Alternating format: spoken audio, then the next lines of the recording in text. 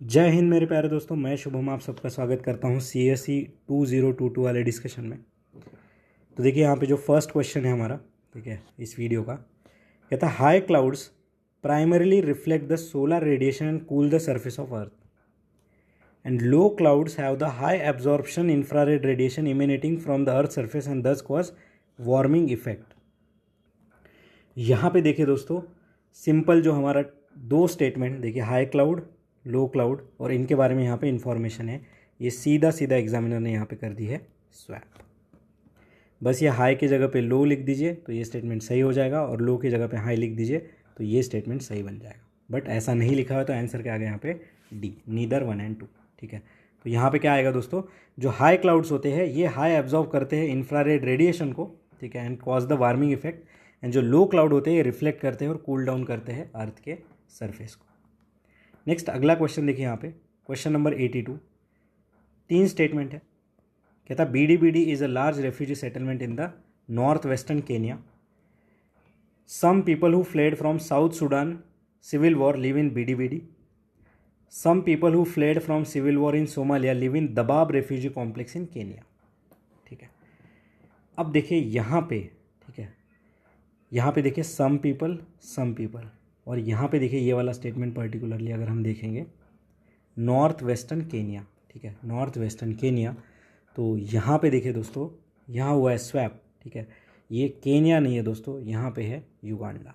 ठीक है, तो ये जो BDBD, ये जो लार्ज रेफ्यूजी सेटलमेंट है, ये केनिया में नहीं है, ये युगांडा में। और यहाँ पे देखिए ये डायरेक्शन का भी सेंस है, यहाँ पे एक कंट्री भी है।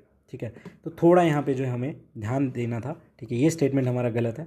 क्वेश्चन में टफ कहूँगा इसे, क्योंकि हमें नहीं पता कि BDBD जो है ये साउथ सूडान से लोग यहाँ पे आए या नहीं है। बट अगर यहाँ पे हम हमारे लॉजिक से अगर जाते हैं तो देखिए क्या कह रहा है कि कुछ पीपल जो साउथ सूडान से भागे वो BDBD में आके रह रहे हैं। यहाँ पे ऐसा नहीं बोला कि BDBD साउथ सूडान में। फिर यहाँ क्या कह रहा है, some people who fled from civil war in Somalia live in Dadaab refugee complex of Kenya. अब यहाँ पे हो सकता है कि दबाब ये केनिया में है या नहीं, ये एक हो सकता है। बट सेकंड स्टेटमेंट तो हमें यहाँ पे सीधा सीधा सही लग रहा है। क्यों? क्योंकि ना यहाँ पे साउथ सूडान को BDBD से कनेक्ट किया, बट सिंपल बोल दिया कि साउथ सूडान से कुछ लोग, यानी कि यहाँ पे 5, 10, 4, 5 कुछ भी हो सकता है। तो अगर ये स्टेटमेंट भी अगर हम देखते हैं तो यहाँ पे 2 यहाँ पे 3 जगह पे, तो एक ऑप्शन हमारा एलिमिनेट हो जाता। ठीक है, और उसके बाद भी ये क्वेश्चन बहुत ज़्यादा टफ है। तो यहाँ पे देखिए फर्स्ट स्टेटमेंट गलत है, ये युगांडा होना चाहिए यहाँ पे केनिया की जगह पे। सेकंड एंड थर्ड हमारा यहाँ पे सही है। ये जो दबाब रेफ्यूजी कॉम्प्लेक्स है ये केनिया में है। अब ये दबाब रेफ्यूजी कॉम्प्लेक्स देखिए दोस्तों, 2007 या 8 के प्रीलिम्स में ऑलरेडी UPSC ने पूछ रखा है दबाब रेफ्यूजी कॉम्प्लेक्स कहाँ पे, तो केनिया में। जब हम वो क्वेश्चन करेंगे तब मैं आपको यहाँ पे बता दूंगा। ठीक है, यहाँ पे आंसर है हमारा 2 और 3। नेक्स्ट आगे देखते हैं। ठीक है, ऑर्गेनाइजेशन ऑफ टर्किक स्टेट। ठीक है, इतना डिटेल में कोई नहीं पढ़ता है, किसी को नहीं पता था जब ये 22 के प्री में आया था कि ऑर्गेनाइजेशन ऑफ टर्किक स्टेट ऐसा कुछ है भी। अब इसके बारे में थोड़ा जान लीजिए। ठीक है, ये स्टेटमेंट क्वेश्चन नहीं होता है अटेम्प्ट, मतलब इसमें कोई लॉजिक मुझे तो नहीं दिखा। ठीक है, अब सीधा हम जान लेते हैं। देखिए 2009 में इस्टेब्लिश हुआ था, 2009 में इस्टेब्लिश हुआ था। यहाँ पे देखिए कजाकिस्तान है इसमें, किर्गिस्तान है इसमें, ठीक है, तुर्की है, ठीक है, जो टर्की है उसका नाम अभी तुर्की हो गया, ये 3। और यहाँ पे अज़रबैजान है और उज़्बेकिस्तान है। बाकी ना ही यहाँ क्रोएशिया है, ना ही रोमानिया है, ना ही आर्मेनिया है। ठीक है, तो यहाँ पे आंसर क्या आ जाएगा हमारा 2 और 5। बाकी ये 2 कंट्रीज़ और ये 3 कंट्रीज़, इनका नाम याद रखिए, ये ऑर्गेनाइजेशन ऑफ टर्किक स्टेट में है। आगे चल के आने के चांसेस बहुत कम है। ठीक है, बस इतना याद रखेंगे इसके बारे में। नेक्स्ट आगे बढ़ते हैं। बहुत ज़्यादा फैक्चुअल क्वेश्चन है, हमें तीनों के तीनों स्टेटमेंट यहाँ पे मोस्टली पता होना चाहिए। देखिए यहाँ पे क्या कह रहा है, थर्ड से पढ़ते हैं। Goa has the largest floating solar photovoltaic project in India. अब ये करंट अफेयर में था। ये देखिए दोस्तों, गोवा में नहीं है, आंध्र प्रदेश में है। ठीक है, आंध्र प्रदेश में है ये, जो कि भेल के द्वारा बनाया गया है। ठीक है, भेल के द्वारा बनाया गया है, और ये सिम्हाद्री में, सिम्हाद्री रीजन करके वहाँ पे है। तो ये गलत हो गया, हमारा आंध्रा में। Kerala has fully solar powered international airport. ये देखिए दोस्तों, फर्स्ट एयरपोर्ट है ऐसा जो कि फुल्ली सोलर पावर प्लांट है, और ये कहाँ पे है, कोचीन में है। सोलर पावर्ड है ये कहाँ पे, कोचीन में। ठीक है, और इससे देखिए चैम्पियन ऑफ अर्थ अवार्ड भी मिल रखा है, चैम्पियन ऑफ अर्थ अवार्ड भी मिल रखा है। तो ये स्टेटमेंट सही है। और फर्स्ट देखिए यहाँ पे गलत है, Gujarat has the largest solar park in India. नहीं दोस्तों, गुजरात में नहीं है, ये राजस्थान में है, और इसका नाम क्या है, भादला सोलर पावर प्लांट। अब ये वीडियो जो बना रहा हूँ ना मैं, उस हिसाब से अभी भादला सोलर पार्क है, आगे चल के कोई और बन सकता है यहाँ पे, ठीक है। तो ये भादला सोलर पार्क है, ठीक है। तो ये राजस्थान में है भादला, गुजरात में नहीं है, केरला में कोचीन में है और गोवा में नहीं है, आंध्र प्रदेश में। तो इस हिसाब से हमारा आंसर क्या बना यहाँ पे, आंसर बना 2 ओनली। क्वेश्चन टफ था, ठीक है। आगे देखिए, UN convention on laws of seas से रिलेटेड एक क्वेश्चन है, UN convention on laws of seas, ठीक है। तो देखिए इतना डिटेल में कोई नहीं पढ़ता है, ठीक है, और मैं एक्सपेक्ट भी नहीं करता कि इतना डिटेल में किसी ने पढ़ा होगा। जिसने ये कन्वेंशन बनाया होगा उसे ही पता होगा, ठीक है। अब देखिए, coastal state has a right to establish a breadth of territorial sea up to limit not exceeding 12 nautical mile measure from the base line determine in accordance with the convention, correct है, ठीक है। ये 12 mile देखिए, ये थोड़ा याद रखिए। Second देखिए, ships of all state whether coastal और land lock enjoy the right of innocent passage through territorial sea, correct. Third देखिए, exclusive economic zone shall not extend beyond 200 nautical mile from the base line which has breadth of territorial sea measured.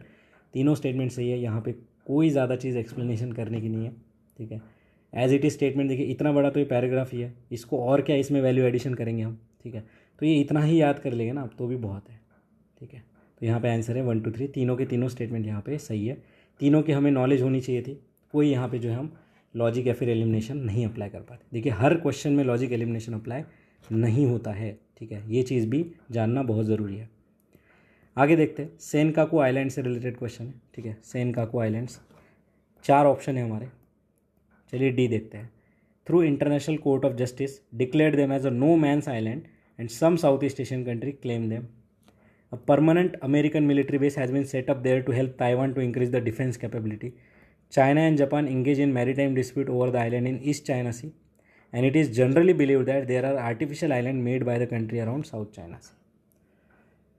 देखिए दोस्तों, ये जो Senkaku islands है news में थे 2022 के time पे, ठीक है। क्वेश्चन मैं टफ कहूँगा।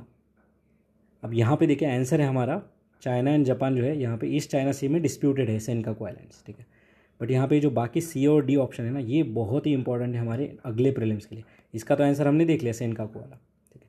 अब देखिए, ये जो परमानेंट अमेरिकन मिलिट्री बेस की बात कर रहा है, ये कहाँ पे दोस्तों, ये देखिए एक दीगो गार्सिया करके है एक आइलैंड, दीगो गार्सिया, जो कि इंडियन ओशन रीजन में है, ठीक है। दीगो गार्सिया जो कि इंडियन ओशन रीजन में है, ठीक है। अब यहाँ पे और एक चीज़ बहुत इंटरेस्टिंग है, दीगो गार्सिया देखिए दोस्तों, यहाँ पे अमेरिकन मिलिट्री बेस है, बट ये डिस्प्यूटेड टेरिटरी है किसके बीच में, यूके एंड मॉरिशियस, ठीक है। यूके एंड मॉरिशियस के बीच में ये डिस्प्यूटेड टेरिटरी है, ठीक है, मॉरिशियस। तो ये आप याद रखिए, ठीक है, यूके एंड मॉरिशियस के बीच में डिस्प्यूटेड टेरिटरी है दीगो गार्सिया। फिर देखिए और एक यहाँ पे मिलिट्री बेस है गुआम बेस, ठीक है, गुआम बेस। फिर देखिए और यहाँ पे एक है ओकिनावा बेस, ओकिनावा बेस जो कि जापान के पास है, ठीक है। अभी गुआम बेस कहाँ पे दोस्तों, आपने मरियाना ट्रेंच, मरियाना आइलैंड सुना होगा, इसी के पास है ये, ठीक है, गुआम बेस। और ओकिनावा कहाँ पे है, जापान के पास है। तो ये नाम याद रखिए, गुआम बेस, ठीक है, ओकिनावा बेस, दीगो गार्सिया, इन पे क्वेश्चन आ सकता है। नेक्स्ट देखिए यहाँ पे इंटरनेशनल कोर्ट ऑफ जस्टिस, इसका जो यहाँ पे मेंशन है ये बहुत इंपॉर्टेंट है। देखिए दोस्तों, ये जो है एक प्रिंसिपल ऑर्गन है, प्रिंसिपल ऑर्गन है ऑफ यूनाइटेड नेशन, जो कि 1945 में बना है, ठीक है। इसका हेडक्वार्टर देखिए हेग, नीदरलैंड्स में है, ठीक है।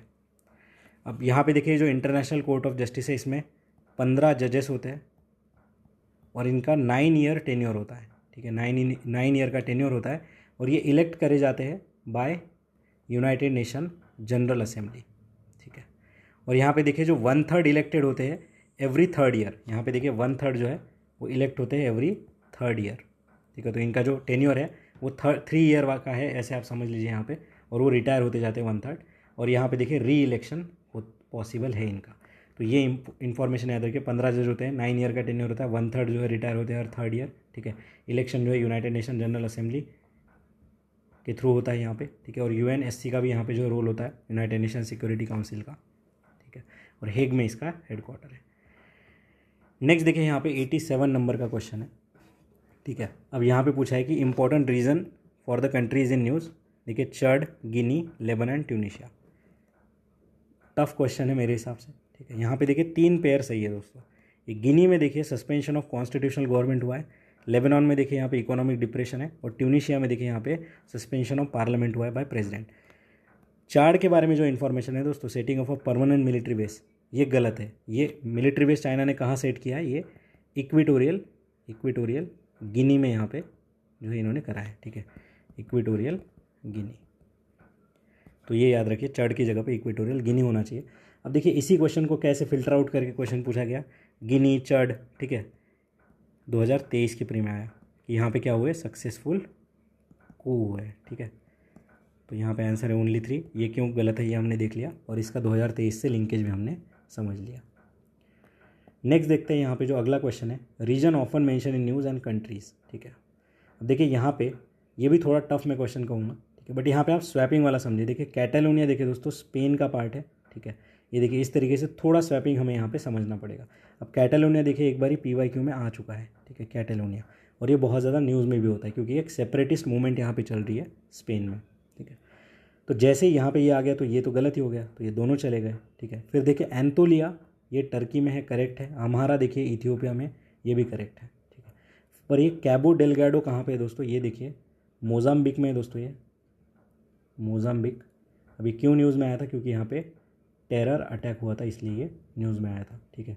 कैबे डेलगाडो, ठीक है, मोजाम्बिक में हुआ था, ठीक है। कैटालोनिया स्पेन वाला चीज़, और ये दोनों यहाँ पे सही है। यहाँ पे आंसर क्या है, only 2 pair is correct, only 2 pair is correct. Next आगे बढ़ते हैं हम लोग। 89 नंबर का क्वेश्चन देखिए, with reference to laws about wildlife protection which one of the following statement is correct, ठीक है।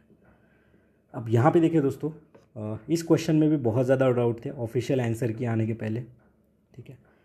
बट यहाँ पे अगर इन तीनों में देखेंगे तो सबसे ज़्यादा गलत कौन सा था, तो देखिए दोस्तों wild animal are the sole property of government. When wild animal is declare protected such animal is entitle for equal protection whether it is found in protected area और आउटसाइड। एंड थर्ड देखिए, apprehension of protected wild animal becoming danger to human life is sufficient ground for its capture and killing. अब तीनों में देखिए सबसे ज़्यादा anti conservation वाला कौन सा लग रहा है हमें, देखिए एप्रीहेंशन मतलब हिंदी में देखिए थोड़ा क्या कह रहा है, आशंका। अब एप्रीहेंशन तो कुछ भी हो सकता है, तो सबसे ज़्यादा जो गलत इसमें है ये था हमारा थर्ड, कि एप्रीहेंशन से ही यहाँ पे जो मार देंगे डायरेक्ट, तो थर्ड हटाइए। तो ये तो हमारा यहाँ पे गलत हो गया, तो ये हट गया, बचा देखिए 1, 2 एंड 2 ओनली। अब देखिए यहाँ पे बहुत सारे अलग अलग इंटरप्रिटेशन थे कि wild animal is sole property, कोई कह रहा था ये सही है, कोई कह रहा था गलत है, बट अल्टीमेटली UPSC ने जो अपना वर्डिक्ट दिया है उस हिसाब से ये स्टेटमेंट गलत है दोस्तों। सोल प्रॉपर्टी वाला ये गलत है, ठीक है। यहाँ पे आंसर क्या आ गया हमारा, 2 ओनली इज करेक्ट। मतलब if the wild animal is declare protected such animal is entitle for equal protection whether it is found outside the protected area.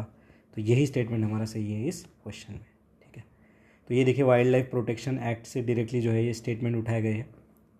आगे बढ़ते हैं next, certain species which one of the following organism is known as cultivators of the fungi, cultivators of the fungi, ठीक है। तो ये मतलब क्यों ही पूछा, क्या ही पूछा पता नहीं। देखिए 1 लाइनर है, कल्टिवेटर्स ऑफ फंजाई एंड्स को कहते हैं, ठीक है। और यहाँ पे देखिए म्यूचुअलिज्म जो है, जैसे हम सिम्बायोसिस म्यूचुअलिज्म ये सब पढ़ते हैं, यहाँ पे म्यूचुअलिज्म का एक मोड है जहाँ पे फंजाई का जो फूड होती है, fungi as a food for ants यहाँ पे यूज़ होता है। जो फंजाई है उसको एंड जो है यहाँ पे एज अ फूड करके यूज़ करते हैं। तो कल्टिवेटर्स ऑफ फंजाई कौन है, ये है एंड्स। क्यों पूछा क्वेश्चन पता नहीं, but A is the answer. बाकी इसमें ज़्यादा कोई हम डिटेल में नहीं जाएंगे। नेक्स्ट अगला देखिए, एंशंट इंडिया से रिलेटेड क्वेश्चन है अभी यहाँ पे, ठीक है। Sites of Ashokan addict and location, ठीक है। अब यहाँ पे देखिए दोस्तों हमारा जो आंसर है वो है only 2 pair is correct. Pure factual question है, यहाँ पे कोई लॉजिक नहीं लग सकता। देखिए धौली ओडिशा में है, इर्रागोडी देखिए आंध्र प्रदेश में है, जौगोड़ा देखिए दोस्तों ये ओडिशा में है, और कलसी देखिए उत्तराखंड में है, ना कि कर्नाटक। तो बस ये करेक्शन यहाँ पे कर लीजिए, ठीक है। और ये साइड जो है थोड़ा याद रखिए, धौली, इर्रागोडी, जौगोड़ा एंड कलसी। यहाँ पे आंसर क्या है, ओनली 2 पेयर इज करेक्ट। आगे देखते हैं किंग एंड डिनेस्टी। ये भी थोड़ा टफ क्वेश्चन है, डायरेक्टली फैक्चुअल क्वेश्चन है, ठीक है। अब देखिए नानू का चंडेला, ये यहाँ पे करेक्ट है दोस्तों, मैच द पेयर, ठीक है। अब जय शक्ति यहाँ पे परमार नहीं है दोस्तों, जय शक्ति क्या है यहाँ पे चंडेला का ही है, ठीक है। नागभट्ट गुर्जरा प्रतिहारा ये यहाँ पे करेक्ट है। और भोजा देखिए दोस्तों ये परमारा किंग है, ठीक है। भोजा जो है ये परमारा किंग है, ठीक है। तो यहाँ पे आंसर क्या आ गया हमारा, ओनली 2 पेयर इज करेक्ट, ठीक है। Only 2 pair is correct. तो नागभट्टा सही है, नानू का सही है, जय शक्ति चंडेला है, और भोजा परमारा है, ठीक है। टफ क्वेश्चन है, ठीक है। कोई पैटर्न यहाँ पे नोटिस नहीं हुआ है और कोई लॉजिक नहीं लगेगा, सीधा अगर आता है तो आता है, नहीं तो नहीं। इसके बाद वाले क्वेश्चन में जो है हम यहाँ पे एलिमिनेशन अप्लाई कर सकते हैं। संगम लिटरेचर के बारे में क्वेश्चन है इन साउथ इंडिया। डी से पढ़ना चालू करते हैं। कहते हैं Sangam literature refer to magical force as irrational. देखिए negative word irrational. Sangam poem में हम no reference to warrior ethics. देखिए वॉरियर एथिक्स हमने वट्ट किरुतल देखा था, वॉरियर एथिक्स ही तो था वो। नो रेफरेंस देखिए negative word. Social classification of varna was known to Sangam poet. देखिए कितना प्लेन सा स्टेटमेंट। और फर्स्ट देखिए Sangam poets are devoid of any reference to material culture. Devoid. अब देखिए संगम लिटरेचर कितना बड़ा है, हज़ारों पेज का है। कहीं ना कहीं तो यहाँ पे मटेरियल कल्चर की बात हुई होगी, कहीं ना कहीं तो यहाँ पे देखिए जो वॉरियर एथिक्स की बात हुई होगी, कहीं ना कहीं यहाँ पे मैजिकल फोर्सेस की बात हुई होगी।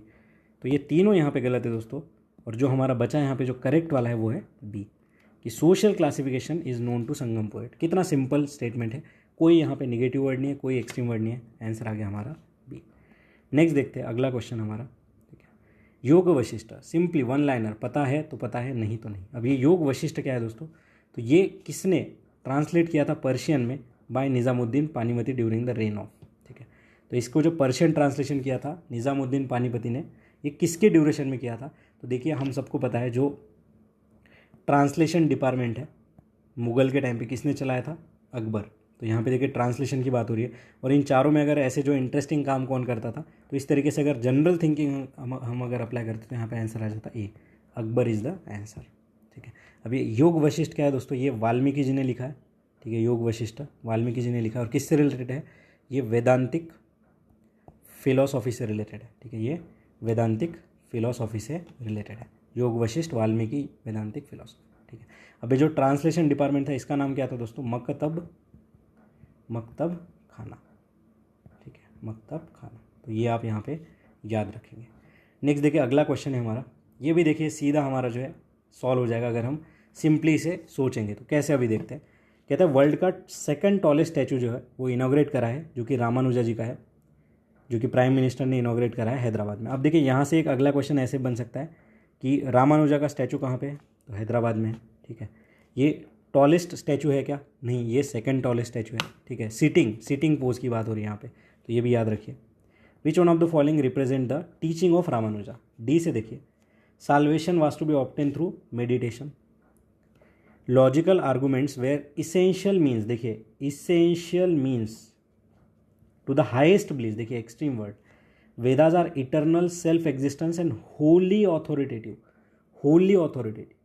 एंड फर्स्ट देखिए best means of salvation was devotion, ठीक है। अब देखिए ये जो रामानुजाचार्य थे, ये देखिए दोस्तों इन्होंने भक्ति मार्ग को अपनाया था, ठीक है, भक्ति मार्ग को अपनाया था। और ये जो थे विशिष्ट द्वैतवाद को फॉलो करते थे, विशिष्ट द्वैतवाद, ठीक है। अब यहाँ पे देखिए दोस्तों अगर हम देखेंगे होली ऑथोरिटेटिव बहुत ज़्यादा एक्सट्रीम वर्ड है, इसेंशियल है ये भी बहुत ज़्यादा एक्सट्रीम वर्ड है, ठीक है। अब देखिए बचा ए एंड डी, इन दोनों में हमें जो यहाँ पे खेलना है, ठीक है। और यहाँ पे अगर हम देखेंगे तो हमें पता है ये जो रामानुजाचार्य है, आदि शंकराचार्य है, इन्होंने भक्ति मार्ग को जो है अपनाया है, ठीक है। और भक्ति मार्ग का इंग्लिश में क्या होता है, डिवोशन। तो बेस्ट मीन ऑफ साल्वेशन क्या है, डिवोशन। ये क्या कह रहा है, साल्वेशन मेडिटेशन से हो जाएगा, और ये क्या कह रहा है, भक्ति से साल्वेशन हो जाएगा। तो यहाँ पे भक्ति मूवमेंट की बात है, तो यहाँ पे आंसर आ जाएगा हमारा ए। तो इस तरीके से आंसर तक हम पहुँच सकते हैं। 96 नंबर वाला क्वेश्चन देखिए दोस्तों, 3 स्टेटमेंट है। कहता है पीएम ने इनॉग्रेट किया है एक सर्किट हाउस के near Somnath temple in Veraval, ठीक है, वेरावल ये कोस्टल रीजन में है दोस्तों, गुजरात के वेरावल। अब सोमनाथ टेम्पल इज देखिए वन ऑफ द ज्योतिर्लिंगा, देखिए वन ऑफ द, तो इसके सही होने के चांसेस तो ऐसे ही बढ़ गए। फिर क्या कहता है, description of Somnath temple was made by Al Biruni. अब भाई अल बिरूनी आया था, पूरा घूमा था, ट्रैवलर, और हमने मास्टर वीडियो सेशन में भी देखा था कि ट्रैवलर ने बहुत सारी चीज़ें देखी होती है। अब ऐसा ही देखिए एक क्वेश्चन आएगा 2021 के प्री में, जहाँ पे उन्हें विजयनगर के जो वुमेंस के बारे में नूनीज ने क्या कहा था ऐसा पूछेंगे, और वहाँ पे 4 ऑप्शन है, तो इसने कोई ना कोई चारों चीज़ें देखी होगी, ठीक है। अब यहाँ पे डिस्क्रिप्शन किया है, ऐसा नहीं बोला कि क्या डिस्क्रिप्शन किया है, डिस्क्रिप्शन किया है। अब थर्ड देखिए, प्राण प्रतिष्ठा of Somnath temple was done by president S Radhakrishnan.